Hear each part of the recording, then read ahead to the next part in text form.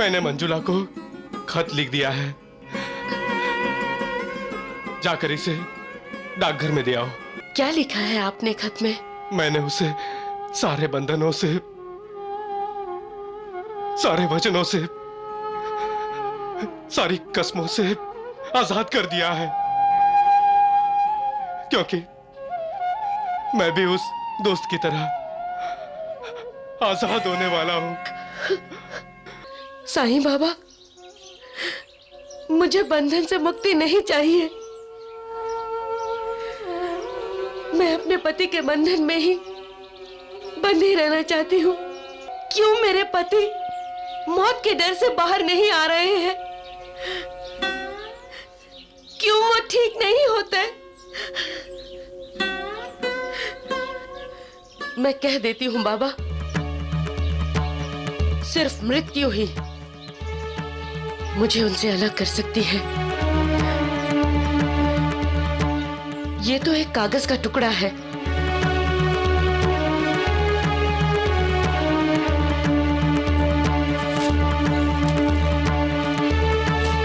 जानते हैं, मंजी ही मंजुला है।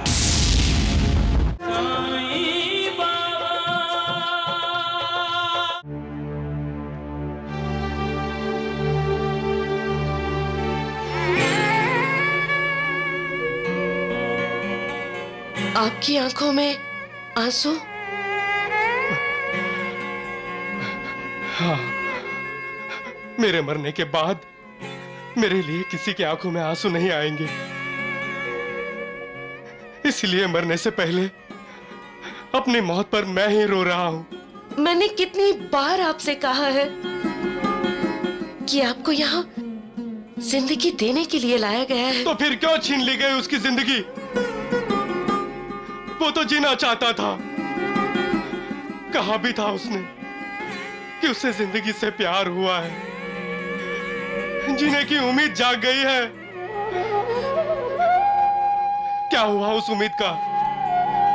क्या हुआ उस प्यार का? तुमने तो उस दिन कहा था कि मौसम अच्छा है, खाना पीना सेहत को लगता है, बीमारी दूर भागती है, लेकिन बीमारी ने ही उसे दूर भगा दिया। आज वो गया है, कल मैं जाऊंगा। तुम भी यहां से चली जाओ मंजी, वरना तुम भी। मैं तब तक यहां से नहीं जाऊंगी जब तक आप ठीक नहीं हो जाते। पागल हो तुम?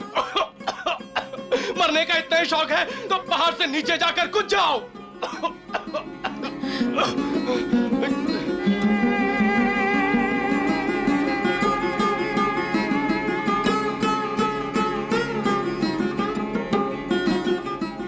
मैंने मंजुला को खत लिख दिया है,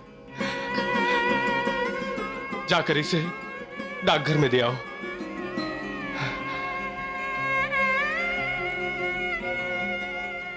क्या लिखा है आपने खत में? मैंने उसे सारे बंधनों से, सारे वचनों से, सारी कसमों से आजाद कर दिया है, क्योंकि मैं भी उस दोस्त की तरह आजाद होने वाला हूं।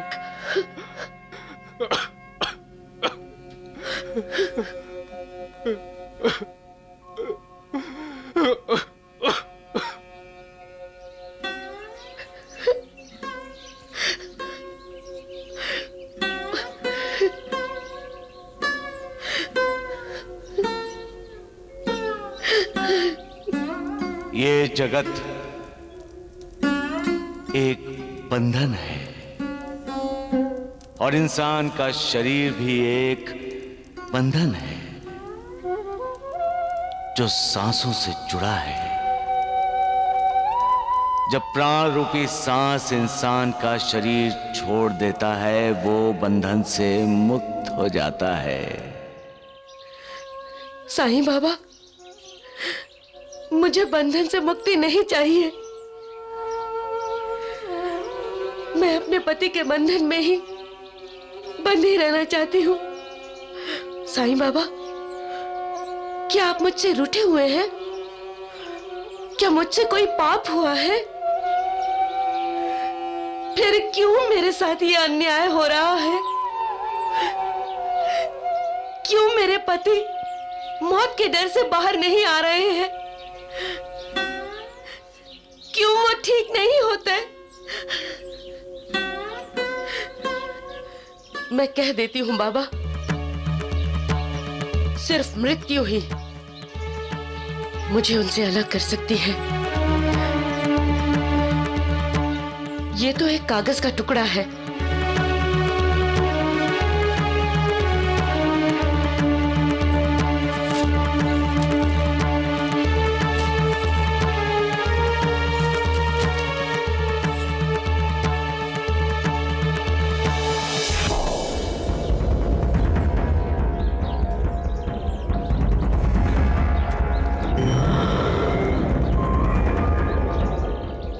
दीनानाथ जी ने तो ये खत मंजी को डाकघर में डालने को दिया था। उसने फाड़ा क्यों?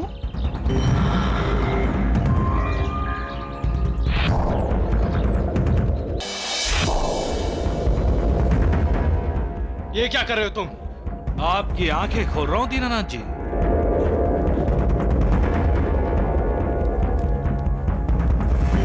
ये उस खत के टुकड़े हैं जो आपने मंजुला को लिखा था। हाँ, ये तो वही खत है जो मैंने लिखा था। ये तुम्हारे पास कैसे आया? मैंने तो ये खत मंजुला को भेजा था और उसने जवाब में अपने खत में ये भी लिख भेजा है कि उसने वो खत फाड़ दिया है। वो खत मंजुला ने नहीं फाड़ा। फिर किसने फाड़ा है? मंजी ने। आप बड़े सीधे हैं दीनानाथ जी। आप सच्चाई जानते ही नहीं। कैसी सच्चाई? घूंघट में अपना चेहरा छुपाकर मंजी आपकी भावनाओं से खिलवाड़ कर रही है।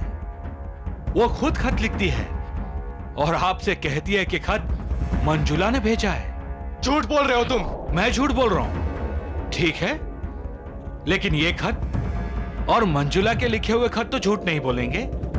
देख लीजिए, खतों पर डाकघर की मोहर नहीं होगी।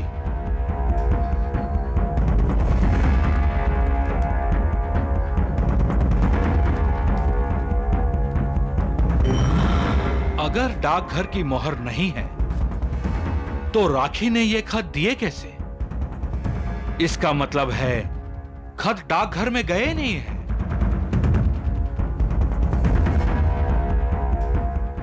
जानते हैं मंजी ये सब क्यों कर रही है? क्योंकि मंजी ही मंजुला है। क्यों लोग दूसरों का बुरा करने का सोचते हैं? कर सकते हो तो भला करो, मालिक खुश होगा।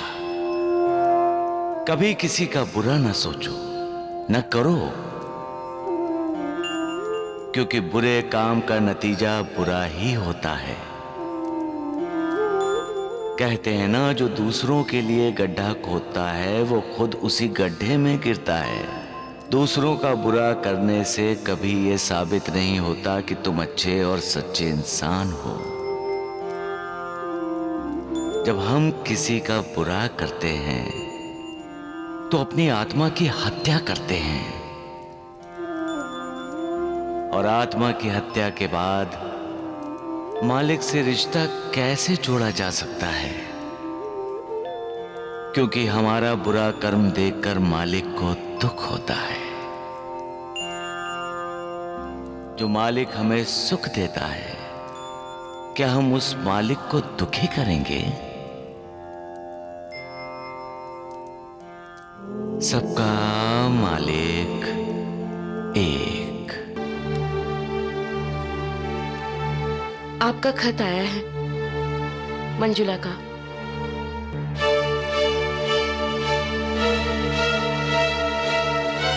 अच्छा, मंजुला ने शिरडी से लिखा है।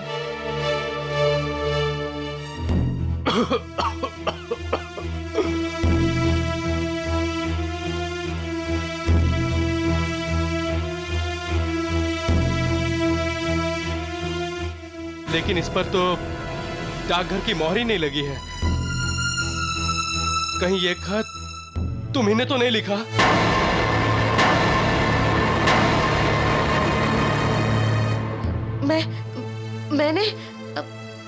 मैं क्यों लिखूंगी? सच बताओ, कौन हो तुम? मंजी। अपना घूंघट हटाओ, मुझे तुम्हारा चेहरा देखना है। मैंने प्रण कर रखा है, मैं आपको अपना चेहरा नहीं दिखा सकती। तो फिर जाओ यहाँ से, मुझे तुम्हारी कोई जरूरत नहीं है। मंजुला ने खत में लिखा है वो यहाँ आ रही है, वो यहाँ आएगी तो मुझे तुम्हारी कोई जरूरत नहीं होगी। जाओ इसी वक्त।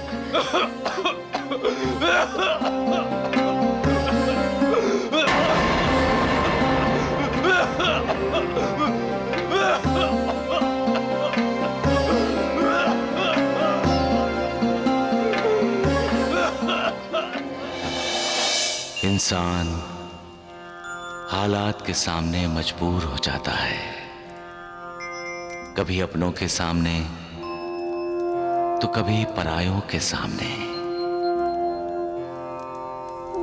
इंसान को मजबूर देखकर कभी कभी मालिक भी मजबूर हो जाता है, क्योंकि जो कुछ भी होना है प्रारब्ध के अनुसार होना है, और मालिक की मजबूरी यह है कि वो प्रारब्ध में हस्तक्षेप नहीं कर सकता। आप क्यों अपने आप पर जुल्म कर रहे हैं? दवा ले लीजिए ना। मेरा चेहरा देखने के बाद आप दवा ले लेंगे ना? तो लीजिए, देख लीजिए।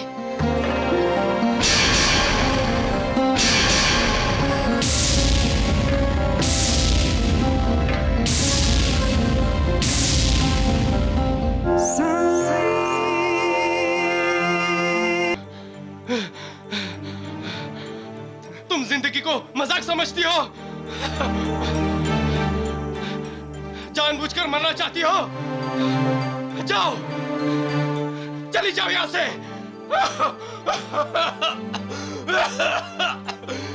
जाओ।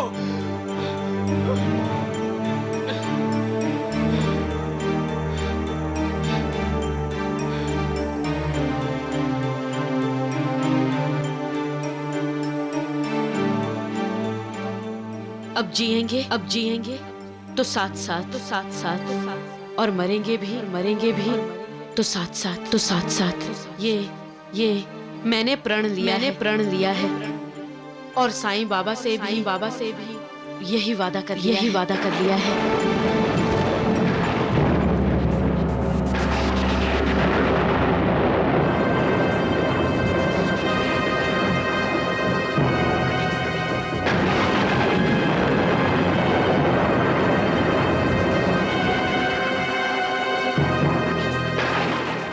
मुझे शक्ति दे ताकि मैं अपने भक्तों की लाज रख सकूं, उनके वचन पूरे कर सकूं। मेरे भक्तों के प्रण, उनके वादे न पूरे हुए मालिक, तो मुझ पर कोई विश्वास नहीं करेगा, और मुझ पर विश्वास न करने का मतलब तुम पर अविश्वास। आज जो लोग मुझ पर श्रद्धा रखते हैं वो श्रद्धा नहीं रहेगी। श्रद्धा जाएगी तो आस्था भी साथ जाएगी, फिर भक्ति कहां से आएगी? हे मालिक,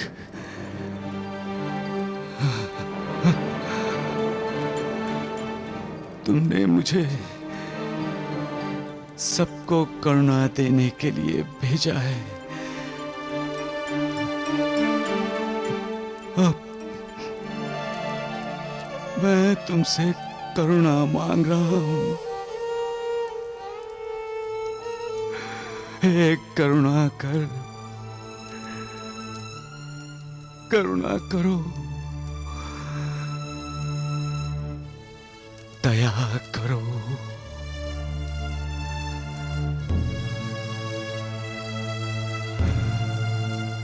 सबका मालिक एक।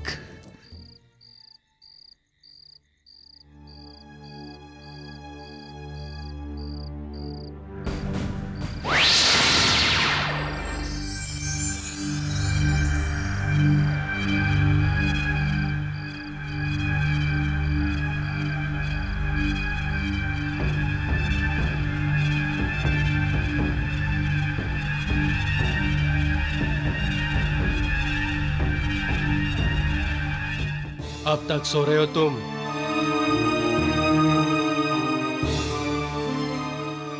कितने स्वार्थी हो तुम।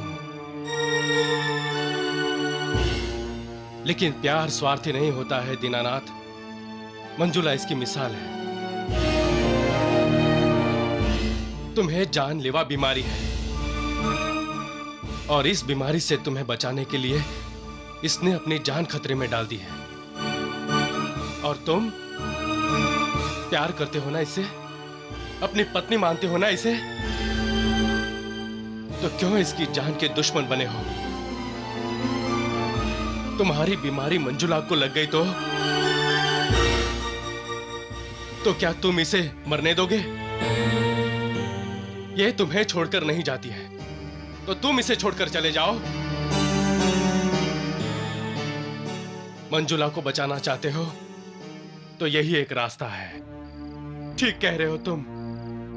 मंजुला एक दिन रोएगी, 2 दिन रोएगी, फिर आहिस्ता आहिस्ता वो तुम्हें भूल जाएगी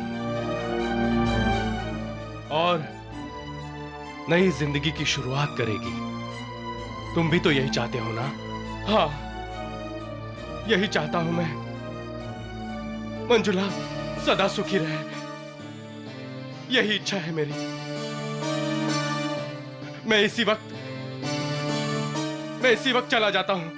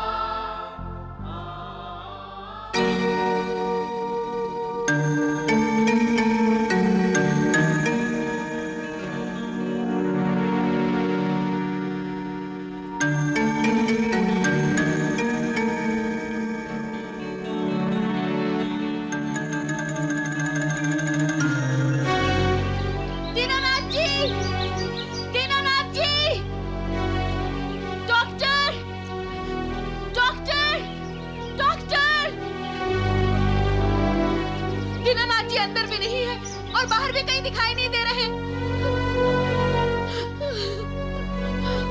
कहाँ चले गए? सिस्टर, लगता है दीनानाथ जी यहाँ से कहीं भाग गए हैं।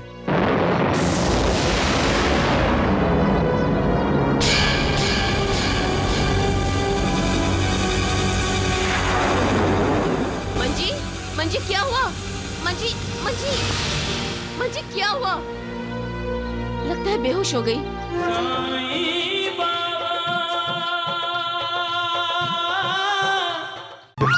अरे गिरे हुए इंसान, गिरा हुआ लड्डू खा रहे हो?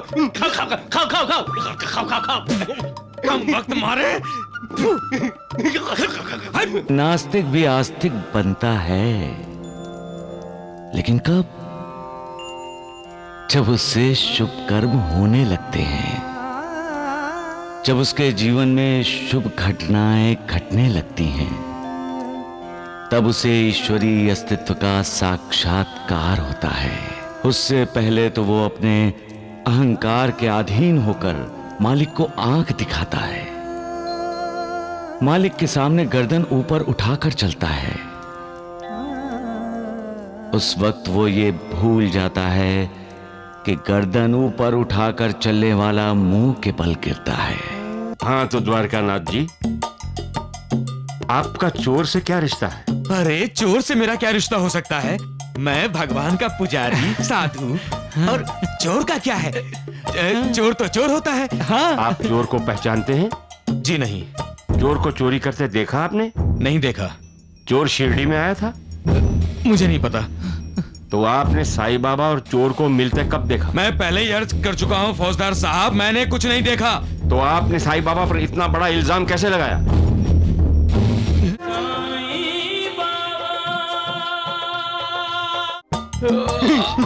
जय साईनाथ।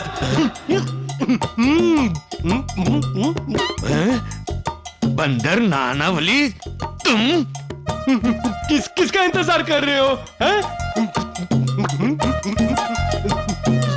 सुंदराबाई का? नहीं नहीं, तुम्हारा। मेरा? ए द्वारकानाथ जी, तुम ना पिंजरे में पड़े बहुत अच्छे लग रहे हो। खजले कुत्ते की तरह अंदर रहो और खुजाते रहो। तुम क्या कह रहे थे बाबा के बारे में? कि बाबा को पकड़ो, बाबा को पकड़ो। हैं? उसके माँ बाप ने कुछ नाम रखा या नहीं है? अरे तो द्वारकानाथ जी, मैंने ना तुम्हारे माँ बाप का और तुम्हारा असली नाम पता लगाया है? तुम्हारे तो माँ बाप है ही नहीं, और तुमने अपना नाम बदल दिया है बालू, है? और अब हो गए हो चालू द्वारकानाथ, और लोगों को बेवकूफ बना रहे हो। मैं तो आपके भोग के लिए ना ये शुद्ध घी के लड्डू का प्रसाद लाया हूँ। लीजिए, ग्रहण कीजिए, लीजिए। पहले बताना चाहिए था ना। इसमें तो खुजली की दवा मिली है। कम वक्त तुम्हारे मजाक करता मुझसे। वो वैद्य जी ने मिलाई थी। वैद्य जी ने खुद मिलाई है? हो, मैंने ना उसे डरा धमका के मजबूर कर दिया, तो उसने मिला दी। एक बार मुझे यहाँ से बाहर निकल जाने दे, एक बार बंदर, मैं तुझे लड्डू की तरह कच्चा चबा जाऊंगा। तब तक मैं खाता हूँ। तुम देखो, मैं खाता हूँ शुद्ध घी के लड्डू। इसका मतलब तूने मुझसे झूठ कहा? इसमें तूने दवा नहीं मिलाई है? बालू, तुम्हारे नसीब में तो यहाँ की सूखी रोटी और कच्चे चावल ही है। तो मैं क्या कर सकता हूँ? तुम यहीं रहो, यहीं रहो, यहीं पड़े पड़े अपनी जिंदगी सड़ाते रहो, ताकि बाहर वालों को चैन नसीब हो। एक बार मुझे यहाँ से बाहर निकलने दे, फिर देखता हूँ तुझे कैसे चैन नसीब होता है बंदर। अरे तुम यहीं पड़े पड़े ना साईं बाबा के बारे में सोचते रहो। बुरा सोचो, बुरा बुरा, बहुत बुरा सोचो, बहुत बहुत बहुत बुरा सोचो। लेकिन एक बात याद रखना चालू, तुम बाबा के बारे में जितना बुरा सोचोगे ना, उससे 4 गुना तुम्हारा बुरा होगा। अच्छा चालूनाथ जी, मैं चलता हूँ। आपको साष्टांग प्रणाम, साष्टांग प्रणाम। द्वारकानाथ जी, पकड़िए, पकड़िए, पकड़िए, पकड़ लिया। अब जोर से बोलिए, जय साईनाथ।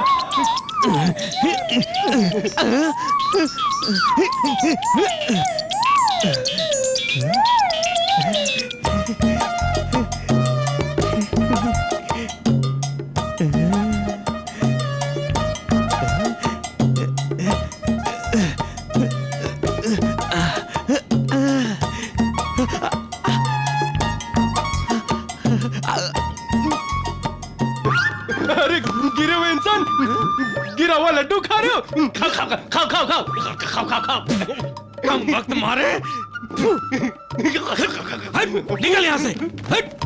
बंदर, एक बार मुझे यहाँ से बाहर आने दे। यही लड्डू अगर मैंने तुझे नहीं ठुसाया ना, तो मेरा नाम भी द्वारिका नाथ नहीं। थू। जब नास्तिक और आस्तिक का आमना सामना होता है तो शुरू में नास्तिक आस्तिक का मजाक उड़ाता है और आखिर में मुस्कुराहट आस्तिक के चेहरे पर नजर आती है, नास्तिक के चेहरे पर नहीं। क्यों? क्योंकि आस्तिक ईश्वर के अस्तित्व को मानता है और नास्तिक, वो तो ईश्वर के अस्तित्व को हमेशा चुनौती देता रहता है। लेकिन नास्तिक भी आस्तिक बनता है, लेकिन कब? जब उससे शुभ कर्म होने लगते हैं, जब उसके जीवन में शुभ घटनाएं घटने लगती हैं, तब उसे ईश्वरीय अस्तित्व का साक्षात्कार होता है। उससे पहले तो वो अपने अहंकार के अधीन होकर मालिक को आंख दिखाता है, मालिक के सामने गर्दन ऊपर उठाकर चलता है। उस वक्त वो ये भूल जाता है कि गर्दन ऊपर उठाकर चलने वाला मुंह के बल गिरता है। बदनसीब है वो इंसान जो मालिक से नाता संबंध नहीं जोड़ता और दुनिया के इस मोह माया जाल में भटकता रहता है। उसका जीवन व्यर्थ है। लेकिन जो मालिक से संबंध जोड़ता है वो खुशनसीब है। मालिक उसका उद्धार करता है। मालिक की सिर्फ कृपा दृष्टि से ही उसके कई जन्मों के पाप नष्ट हो जाते हैं और मोह माया के चक्र से उसे मुक्ति मिल जाती है।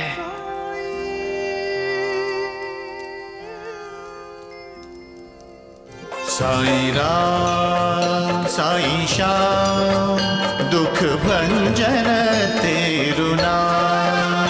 साई राम साई श्याम दुख भंजन तेरु नाम। हे साईनाथ तेरे आने से, हे साईनाथ तेरे आने से हुआ धन्य ये धरती धाम धाम। साई राम साई श्याम दुख भंजन तेरु नाम। साई राम साई श्याम दुख भंजन तेरु नाम। सुख धाम धन धाम साई राम साई श्याम गुण धाम यश धाम। साई राम साई श्याम। ओ भक्त वत्सल दीन बंधु बाबा तुझे प्रणाम। साईं बाबा तुझे प्रणाम। साईं बाबा तुझे प्रणाम।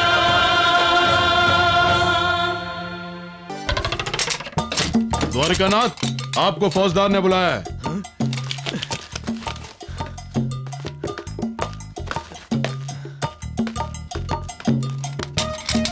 वैद्य जी, देख रहे हैं आप, इन्होंने मेरा क्या हाल कर दिया है। राम राम राम राम।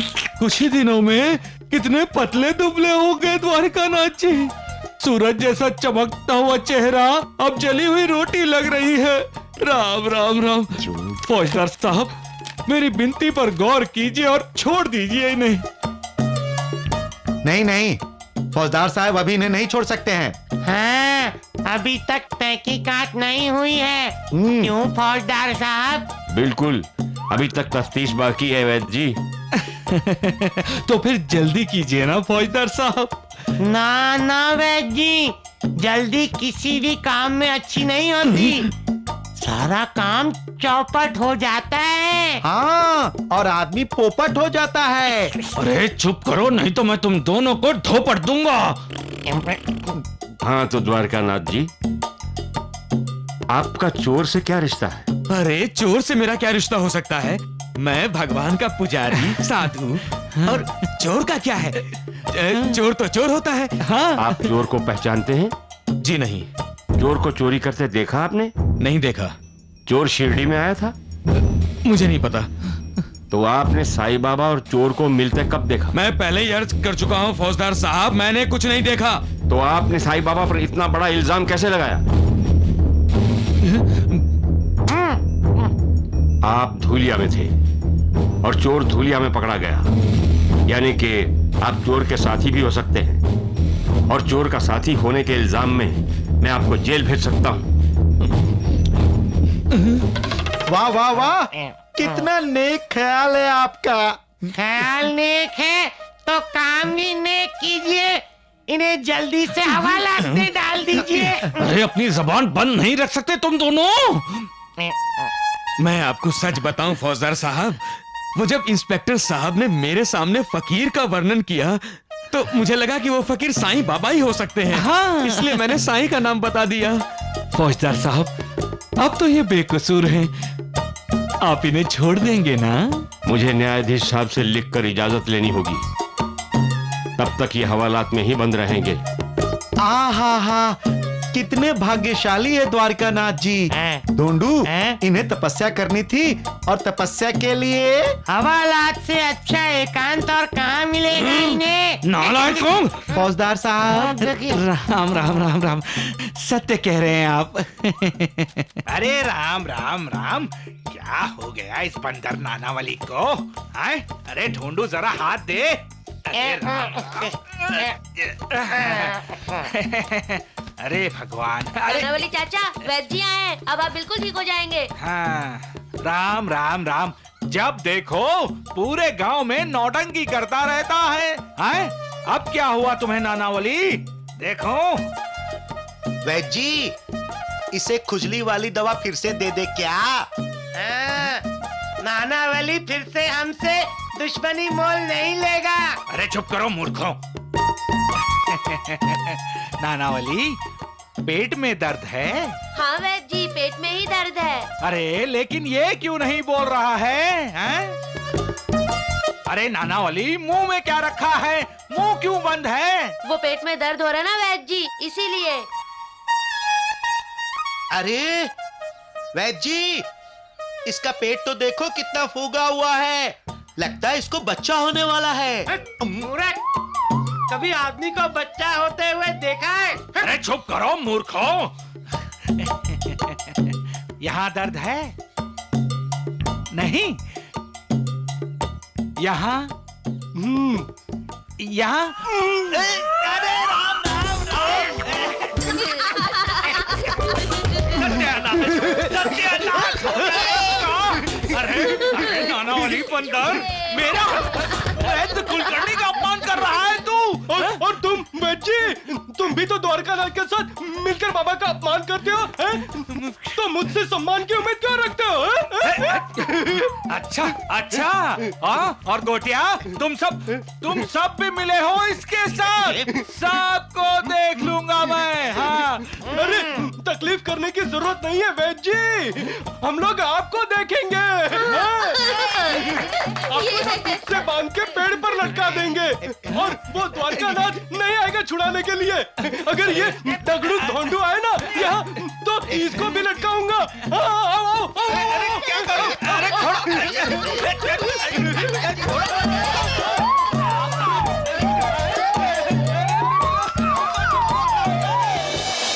अरे राम राम राम राम। अरे मूर्खों, जल्दी जल्दी कदम बढ़ाओ। अरे हमें द्वारिकानाथ जी के रिहा होने से पहले ही पहुंचना है, हमें देर हो रही है। देर से तो आप उठे और आप हमको बोल रहे हो। अरे कुछ बोला तू? नहीं, मैं तो देरी से उठने की बात कर रहा हूँ। अरे मगर कौन देर से उठा? आप। क्या? आपका ये सेवक, आप तो एक ही दफा ऊपर उठेंगे। अरे चुप कर मूर्ख।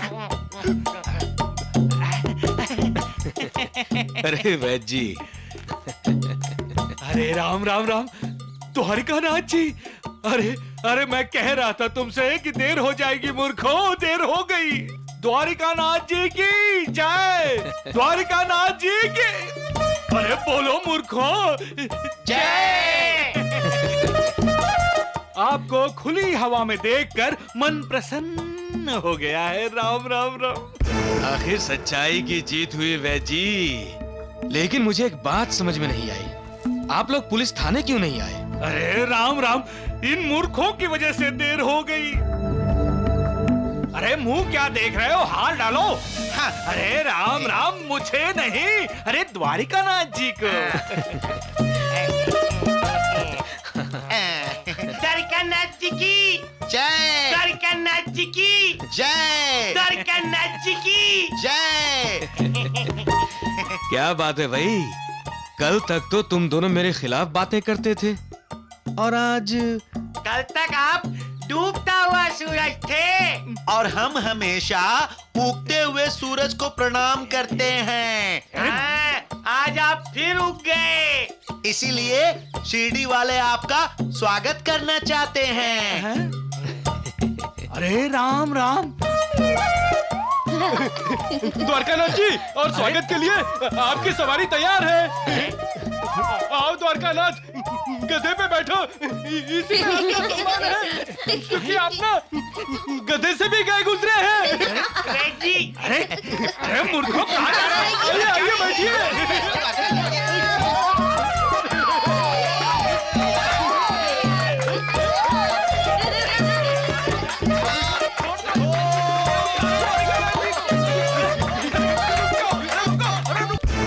वैद्य जी, इस साईं बाबा ने हमारा बहुत बड़ा अपमान किया है।